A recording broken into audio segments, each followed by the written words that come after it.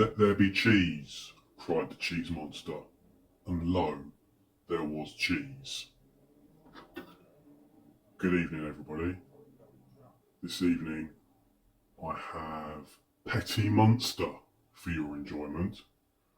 For my enjoyment. I received this in a delivery from the Fine Cheese Company, which is based in Bath in England. I received a quarterly subscription of cheese from them, usually 4 gorgeous cheeses, and this is one of the ones from this recent delivery. It's complete with a set of tasting notes. As you can see, small cheese, sort of small brie sized. This is just a smaller version of the standard Munster. It's pink in colour. This is the Brevibacteria linens, aka stinky feet bacteria. And yes, my kitchen stinks of stinky feet. It actually smells a little bit like a mouldy locker room. And it has done for the past hour or so while I've had this cheese out. Just warming up. But I love this style of cheese. This is a washed rind cheese. Effectively, washed rind cheese is you wash the surface of the cheese, which creates a unique environment for the bacteria. It allows the bacteria to grow, and it sort of affects how the cheese matures. It usually makes the cheese very, very moist and goopy inside, very, very pungent in smelliness, but usually a lot of these cheeses, Epoisse, Stinky Bishop, have a really, really gorgeous, mild flavour that they don't taste as they smell. Washed rind cheeses and mould ripened cheeses are my favourite. Generally speaking, I love the goopy, smelly ones. So what have I got to eat it with? I have got walnuts, fresh apricot, gherkins, chopped kiwi with the skin on again,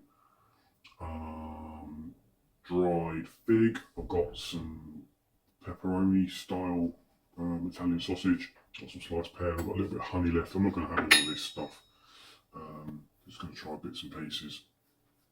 I've also got some Marks and Spencer's rye and wheat crackers. I'll put those where you can see them. I've got some Water biscuits, and I've got some thin crisp sour bread dough thingy, whatever's. I've quick look at the packet. Quite an attractive packet, very professional looking. Makes me want to eat it even more. Let's see what the tasting notes say. Petit Munster is a raw cow's milk cheese. It comes from the cellars of the Fisher family, affineurs for 5 generations.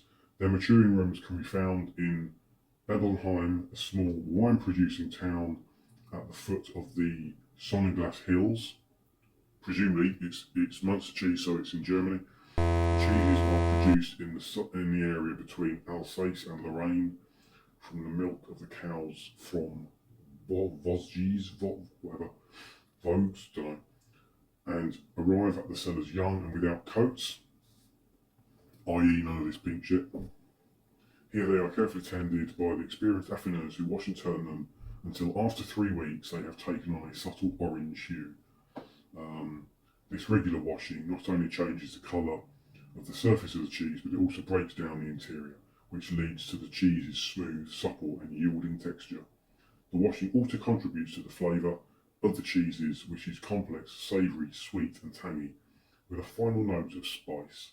While it is perfect on its own, or as part of a cheese board, you could make like a local and eat Petit Munster melted over boiled new potatoes and enjoy the pairing with a full-bodied red. Well, nice comprehensive notes. I would highly recommend the Fine Cheese Company if you want to get hold of some really, really decent cheese and some good advice. Okay, let's get stuck in. It's not really orangey, it's pinky in colour, as I said. It is sticky, tacky surface. That's the bacteria. And I've now got sticky, tacky, stinky fingers. Let's cut into it. It's quite solid still, actually. Thought it'd be a bit goopier. Normally I have a cheese sliced already, but I wanted to do this on camera to show you. Get the funny thing out. Look at that. I mean, it looks like a brie. It looks like a brie. Look at that. That's amazing. It looks like a pink brie or a pink camembert. Quite a soft paste. Very, very, very brie camembert texture to it. It does not smell like one though. It absolutely stinks. Let's give it a try.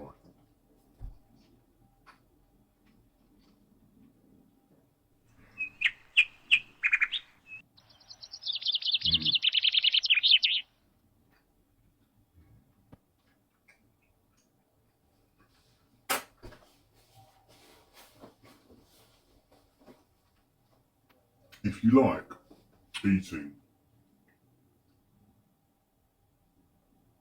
socks, dirty socks, this cheese would be perfect.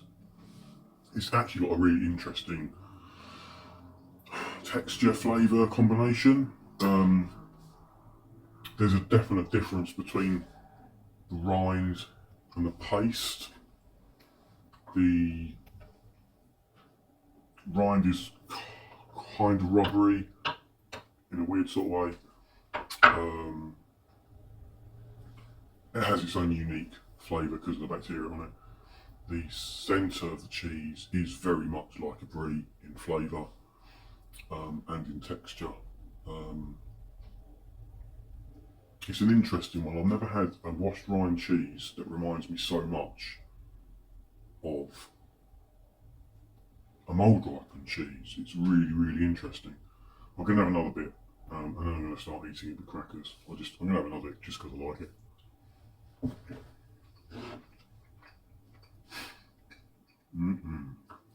Sit here all evening and eat all of this.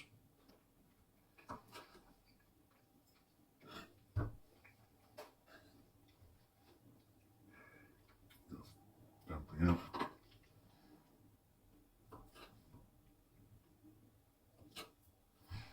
Go for that for the time being. So I imagine this would be really good with something like a water biscuit or one of these crackers. I don't know what these are like actually.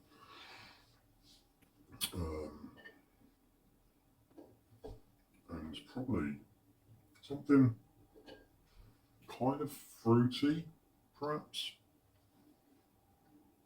Let's try that bit with apricot, just to see, just a small bit of apricot with a water biscuit.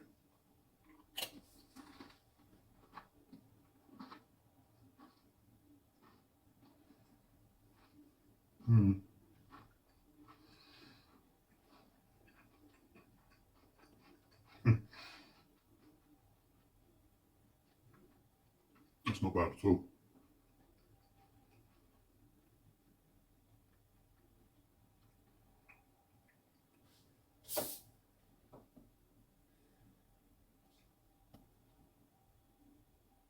Yeah, it is quite a complex flavour. I wouldn't necessarily say it's sweet, but it does go well with the apricot. It's just really nice sort of very mild, fruity, sweet flavour. The sort of pepperiness, spiciness of the rind definitely comes through. It's an interesting combination. Let's try it with a bit of fig.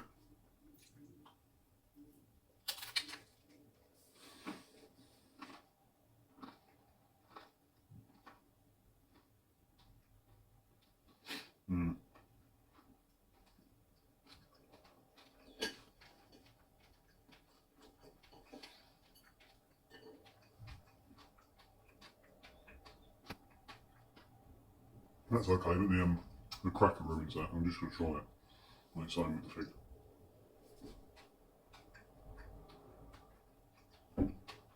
Mm.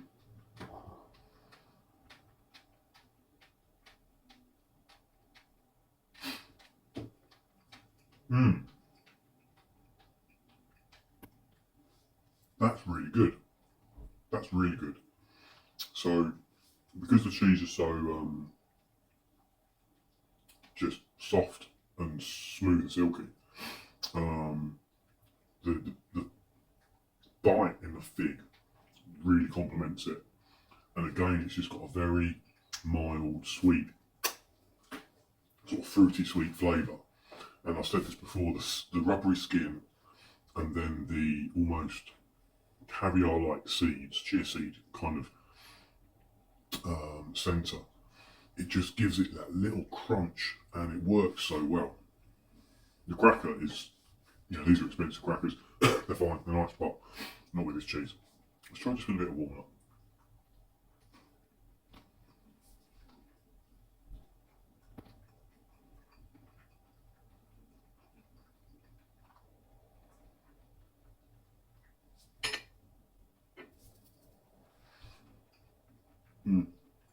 They're not bad. Not brilliant, not bad. It's okay. You could put this, you could slice this like onto a number of different things. Um, and it goes well with, it's gone well with everything so far. Try with a bit of pickle.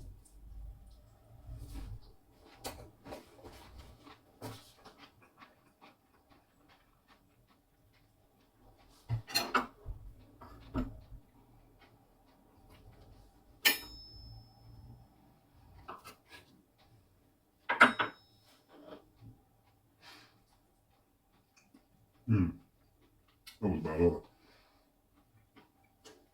I've got like probably £7 or £8 worth of cheese in. I've got rid of half already. People say cheese like this is quite meaty in flavour, and it goes well with other things that are quite nutty or meaty. So I'm going to try it with a bit of Italian sausage. I'm not sure which one this is, just to see.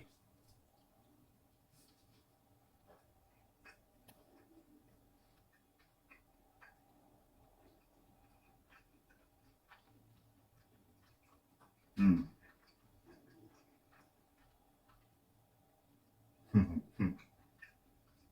Interesting.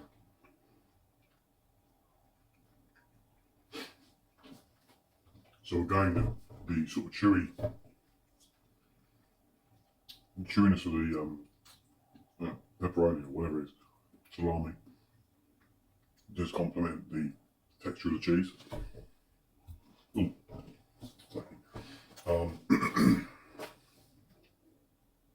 But it does slightly overwhelm the pepperiness and spiciness. The unique cheese flavour. I suppose it depends what you want, what you're looking for. And this last bit, let's have a bit with a bit of pear, and then one more bit with a bit of kiwi, just to see. Very small slice of pear.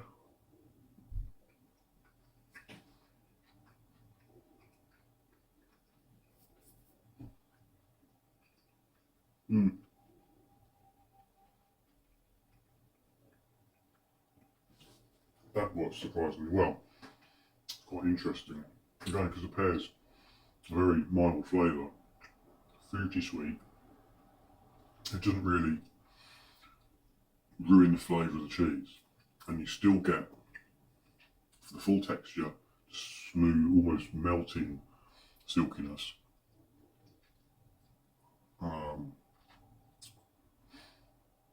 You could almost use any of these things as in the replacement of a cracker. Just one last bit with a bit of kiwi.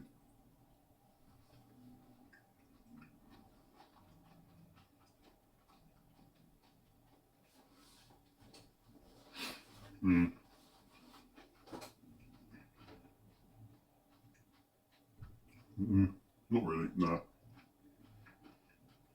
It's alright, but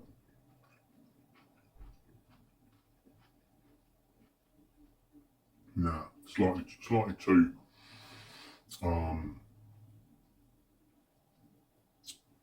tangy, I think. Well, I'm not going to eat any more. I've got some more cheese on the side waiting for me. This is a lovely cheese. It'd be really good to get hold of a full-size one and eat that. See if there's actually any difference.